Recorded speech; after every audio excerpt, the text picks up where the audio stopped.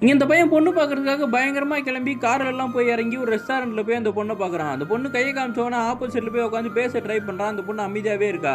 இவன் பேசலான்னு வரும்போது அவங்க அம்மா கிட்ட ஃபோன போட்டு பேசின உடனே இவன் வெறுப்பாயிடுறான். அதுக்கப்புறம் உங்களுக்கு என்ன வேணும் ஆர்டர் பண்ணுங்கன்னு பேரர் கிட்ட சொல்றான். அவங்க கிட்ட வந்து இவன் என்னென்னமோ இங்கிலீஷ்ல சொல்லிட்டு இருக்கான். அந்த பொண்ணு வெறும் காஃபின்ன உடனே வெறும் காஃபி தான் வேணுமான்னு சொல்லி கிண்டல் பண்றான். இவங்க 2 பேருக்கும் காஃபி வந்துடுது. அவன் ஃபோனையே பார்த்துட்டு உட்காந்துருக்கான். காஃபி எடுத்து குடிச்சிட்டு அவன் மைண்டுக்குள்ளேயே யோசிக்கிறான். இந்த பணக்காரங்கலாம் எப்படியாவது குடிக்கிறானுங்களோ, பில்டப்புக்காக இத சொல்லிட்டோம், இத வாயிலே வைக்க முடியலையேன்னு சொல்லி. ஃபோன பார்த்துட்டே இருக்கும்போது அந்த பொண்ணு கேட்குறா, "ஏன் உங்க ஃப்ரெண்ட் இன்னும் கால் பண்ணலையான்னு?" இவன் ஷாக்காகி, "எப்படி உங்களுக்கு தெரியும்னா?" "நீங்க சொன்னா நம்ப மாட்டீங்க. எனக்கு வந்து மைண்ட்ல ஓடுறதெல்லாம் படிக்கிற பவர் இருக்கு." அப்படின்ன உடனே இவன் பதறி போயிடுறான். "நீங்க இதுக்கு முன்னாடி பொண்ணு பார்க்க வந்ததே கிடையாதுல்ல. இது உங்க காரும் கிடையாது. ஓவரா பில்டப் பண்ணிட்டு வந்தீங்க. இப்ப நீங்க ஆர்டர் பண்ண காஃபி கூட நீங்க குடிச்சது கிடையாது. உங்க ஃப்ரெண்ட் ஃபோன் பண்ணி உங்கள பில்டப் பண்ணுவாருன்னு நெனச்சீங்க. கரெக்ட்டான்ன உடனே, எப்படிங்க எல்லாத்தையும் கரெக்ட்டா சொல்றீங்கன்னு?" இவன் கேட்குறான்.